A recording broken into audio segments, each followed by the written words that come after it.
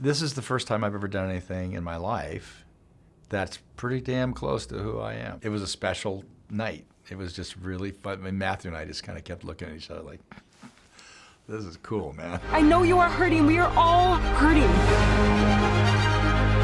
I'm 65 years old. I have a very small window to feed this. It's interesting because when you get a script, you kind of open the page. It's like sitting down to watch a movie. And it's like, okay, show me, right? I'm ready. My expectation was high with Taylor.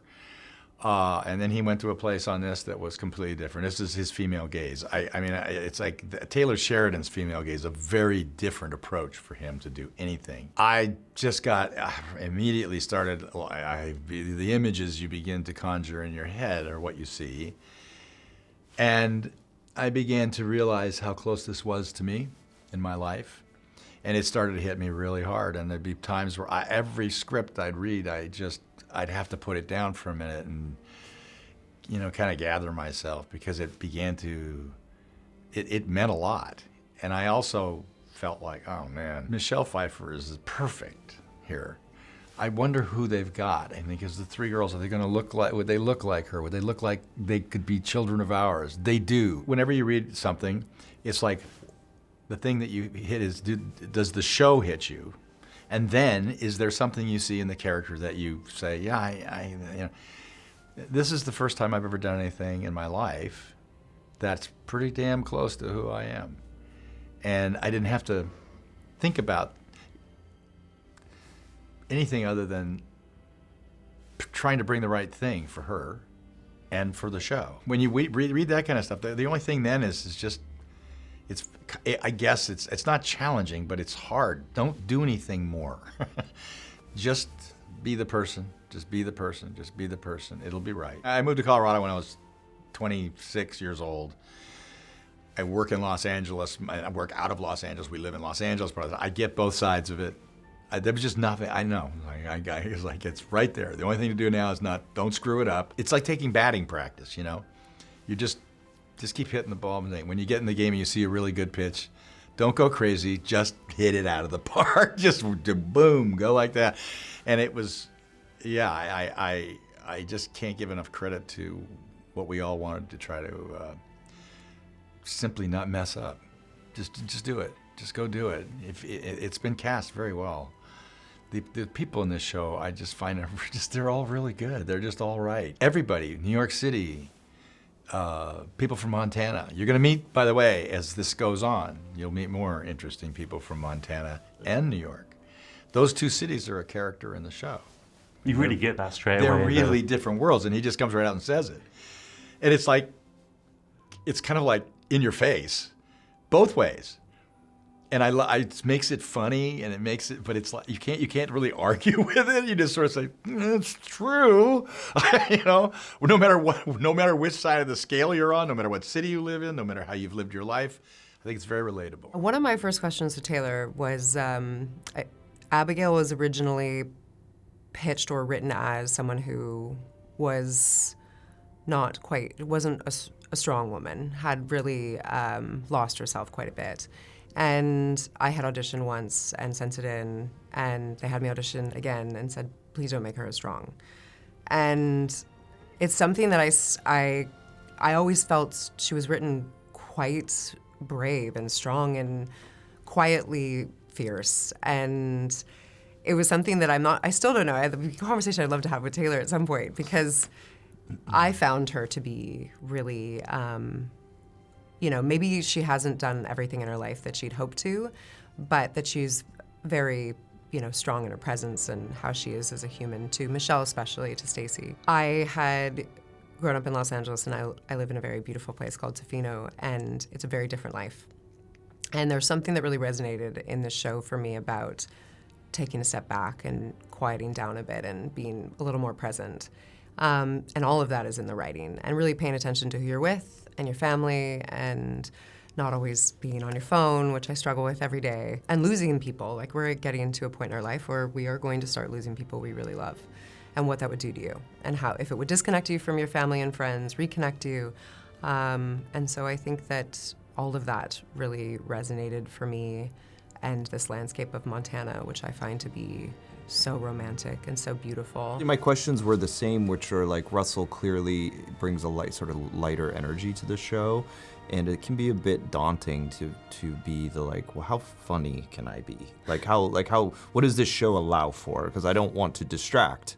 I want to be in the same world as these people, but at the same time, it seems like you want this guy to be able to come in and remind us that there are things to sort of laugh at and with, and he can sort of inspire people to have a giggle, and this relationship can bring some levity to the situation. So for me, it was just like, how far can we go? And that was as much a conversation with Christina as it was with Taylor, which was like, I'm gonna go real far. Like the bee sequence and leaving the house to go do the bees was the very first thing I shot, which can be a daunting first day because you don't know. I'm like, I don't know how big you want. Like, I can be silly, but does this show allow for silly? Because from what I've seen of his other shows, there's plenty of funny characters, but I don't know how broad it got. So I turned to Christina and said, I'm just gonna go for this, and you tell me it's too much, okay? Yeah. Fully assuming it would get dialed back.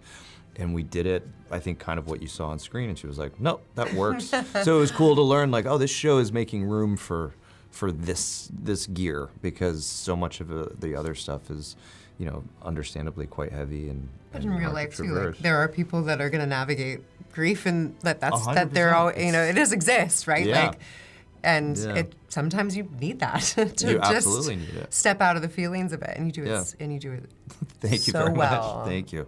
It's an honor to be able to do it. So yeah, and I wasn't sure when I first read the script, because it's like, I don't want to be the guy distracting from all this beautiful, heartfelt, the plumbing of the depths that's going on. Mm-hmm. I think similar to Patrick, I was trying to juggle that, the levity, and also still working through these feelings that she's also, enduring with loss and family. And I think my original concern when I first read Paige was I never wanted to make her seem like she didn't care about, because it's easy when you first read it all, she's a little bratty, she's a bit image focused. So I was trying to make sure that beneath that there was a girl that just, is trying to navigate this new environment and isn't maybe doing the best job, but she's learning along the way. And I wanted to make sure there was a through line of love, with her sister, with her husband, her mom. And I think it was such a credit to the other actors on the show that really kind of helped me build those relationships and find that, so that she wasn't, hopefully, that she's not an unlikable, little spoiled brat. I don't know, we'll see. That's why I'm here. I make a memory a day. Did you have a favorite moment to shoot, or moment on set in general? I did, only because I grew up in a family where my grandfather had the first fly fishing only lake in the state of Maine. He had a resort. So I grew up with fly fishing, men who fly fished. They were guides and all that kind of thing. I've got a son, Oliver, who is a great fly fisherman, really good. And all that goes with that, all the river runs through it aspect of it. So I grew up with that, and when I moved to Colorado, I kind of got into fly fishing quite heavily for a while. I'm not a great fly fisherman. I'm good, I know what it is, and I'm good, I can catch fish. We go every year on a float down the Roaring Fork and fish the banks. Because of that, I guess, with all the different things and conversations and things that take place that are self-reflective, my favorite thing to do was something I'd never heard of, let alone ever done or seen, and that's the full moon fishing sequence. I never fly fished at night in a full moon. You haven't seen that yet, I suppose. That's not a spoiler thing. You'll see it when it comes up, and it's just like, I've never seen that, And it was a special night. It was just really fun. I mean, Matthew and I just kind of kept looking at each other like, this is cool, man. This is like, and you're out there fishing. I mean, it's like, I guess every once in a while, something comes along that's, this is going to be fun. Making memories. Exactly. I mean, you're making memories while you're doing something that hopefully are making people connect to memories themselves. You do that scene with Michelle, and you And you get feel water so on you, bad. and she stares at you, and you feel shame. Yeah. All the things that are written that you hope you get to go to, you feel. Yeah. Like, that is the beauty of the writing. It's the beauty of Michelle. It's the beauty of Christina giving the space for us to find that. I mean, we could take time in these scenes. You don't get that opportunity on shows. And she just would grant more. No. Be more silent. You don't need to do anything right now. Just take your time. Yeah. And the crew allowed it. No one felt like you had to be anywhere else, you know, and that's just so rare. I personally have never been a part of that. For me, there's a dinner scene in episode 4. Yeah. There's nothing specifically remarkable about it, but I just remember when we were shooting that, Rebecca's character is there, and as we've been watching the episodes, I just felt like we all dropped in that moment, and I just remember shooting that being like, we are a real family. Like this, there was no acting going on, there was no one pushing. It was just like people sitting together having a conversation, and the emotions that needed to be in the scene just sort of arrived without effort. It was pretty remarkable. And it's a long scene that we had to do many times, and it was new every time. Yeah. Like every time. And you didn't feel, that's just rare.